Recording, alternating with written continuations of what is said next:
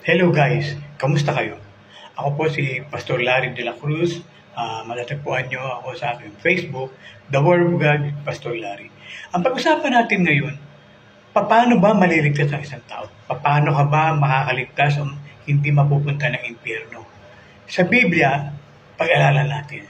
Una, ang tao ay makasalanan. Kaya hindi tayo pwedeng maligtas sa sarili natin sapagkat tayo ay makasalanan. Sabi Roma 3:10 hanggang 23, walang matuwid, wala kahit isa. Ang lahat man ay nagkasala at hindi nakaabot sa kalwatian ng Diyos.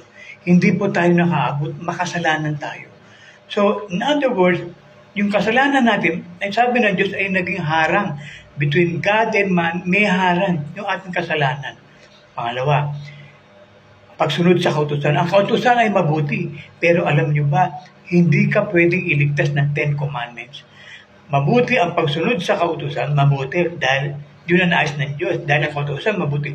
Pero ang sabi ng Biblia sa Galatia 5:3, patuloy, 2:3 patuloy, sabi doon, kung ikaw man ay nais mong ariing ganap, or you want to be justified by the law, pagsunod sa kautusan, ikaw ay hiwalay kay Kristo. Ikaw ay nahulog sa biyaya. So sinabi ni Pablo, pag nais nating ariing ganap sa harapan ng Diyos sa pamamagitan ng pagsunod sa kautusan, ang sabi doon, tayo'y nahiwalay kay Kristo.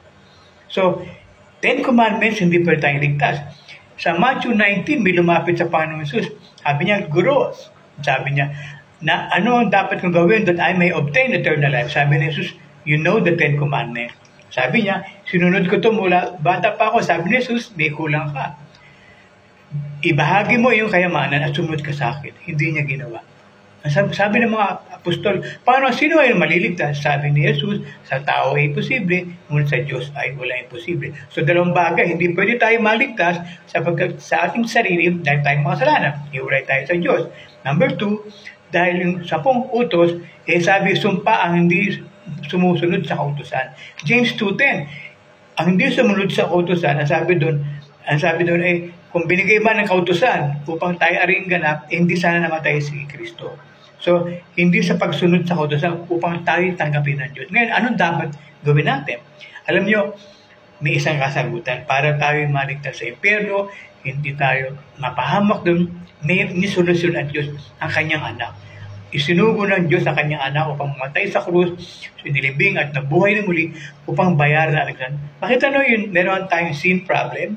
Sundab ni Kristo yan. Tinubos tayo. Sabi ng Biblia, John 1:29, sabi ni Juan Bautista, behold the Lamb of God who takes away the sins of the world. Inaalis ni Kristo sa kasalanan sa libutan. Sabi sa Hebrews 10 sa Old Testament, nag-ahayin sila sa kanilang kasalanan araw-araw, pero hindi maalis ang kasalanan. No? Ngunit si Jesus ay inihain, Hebrews 10:10-12. Hinain na kanyang sarili isang beses magpakailanman at naupo sa kanang kamay ng Diyos. Nakita niyo yun? Si Kristo naupo sa kanang kamay ng Diyos. Sabihin tapos, sabi sa krus, sabi ni Jesus, it is finished. Bayad na. So yung sin problem natin, nag-iwalay sa Diyos, sabi sa 2 Corinthians 5:19-21, no, Jesus Christ reconciled the world to God the Father to the sacrifice of Himself. So may reconciliation yung katawan ni Kristo na matay sa krus. No, siya ang nagbayad. Pinalapit tayo sa Diyos. No, hindi binilang ang ating kasalanan. In fact, inalis pa nga. So, solve na yung sin problem. Hindi nga tayo matuwid. Pero binigyan ng solusyon ni Jesus, inalis, binayaran. Pangalawa, sabi pa ni Kristo, pagpapalalayain ka rin sa iyong kasalanan. Sa John 8:34-36 patuloy, palalayain ka ng anak. So, hindi tayo liligtas ng ating sarili dahil tayo makasalanan, ligtas tayo ni Kristo sa kasalanan. 10 kautusan, hindi tayo kayang ligtas dahil sumpa hindi nakakatupad dito. Sabi sa James 2:10, sinira mo isa-isa, sinira mo lahat.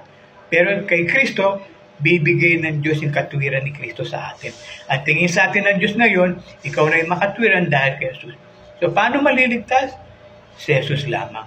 Alam nyo, I did my best kahit noon pa na sumunod sa Diyos, umiwas sa masama, pero hindi, we all fail. Kahit gaano ka-pure, maganda, motibo mo, nagkakamali, hindi perfect, pero salamat sa Diyos, may Panginoong Jesus na magliligtas na papatawad. Sabi sa Acts 4:12, na walang pangalan na binigay sa silong ng langit upang ikaligtas natin, kundi ang Panginoong Jesus. There's no name under heaven given among men whereby we can be saved. Only through our Lord Jesus Christ. Sabi ni Jesus, I'm the way, the truth, and the life. No man comes to the Father but through me. Ako ang daan, ang katotohanan at buhay na walang hanggan. Walang makakarating sa Ama kundi sa pamagitan ko. Si Jesus lang po. Hindi relihiyon, hindi sarili mo, hindi gawa mo. Ito sabi mo ng mabuti pero gawa ng tao, ang gawa ng Diyos, sumampalataya ka sa anak at bibigyan ka ng buhay na walang hanggan. Sabi ni Jesus, John 6:47, ang sumasampalataya may buhay na walang hanggan. Tapusin natin sa talatang 1 John 5:11-13. Sabi ni Juan, binibigyan tayo ng Diyos ng buhay na walang hanggan. Ang buhay na to, nasa kanyang anak. Ang tinatahanan ng anak, may buhay. Kung hindi tinatahanan, ay walang buhay. So, pag si Jesus tinawag mo, sabi ng Diyos, susugo niya ang espiritu ng kanyang anak sa iyong puso. And we cry, Abba, Father. Tanggapin mo si Jesus, tanggapin mo ang buhay mo lang, siya lang kaibigan. At ito, nais na kong ipaalala sa inyo, ang buhay na walang hanggan ngayon tinatanggap. Ngayon, presente. Salvation eternal life is a present possession and a future revelation. Presente yan, ngayon mo tatanggapin ang kaligtasan at buhay na walang hanggan. 2 Corinthians 6:2, 1 John 5:11-13, ang tinatahanan ng anak may buhay na walang hanggan. Ang sumampalataya may buhay na walang hanggan. Hindi ka sumampalataya, sabi ng Biblia, hatul ka. Ano pa hinantay mo? Huli na pag ikaw namatay, nagutan ka ng hininga, hindi ka pa tumawag sa Panginoon Jesus, wala na. Tumawag ka sa Panginoon Jesus ngayon, ikaw yung liligtas, papatawarin. Marami pong salamat.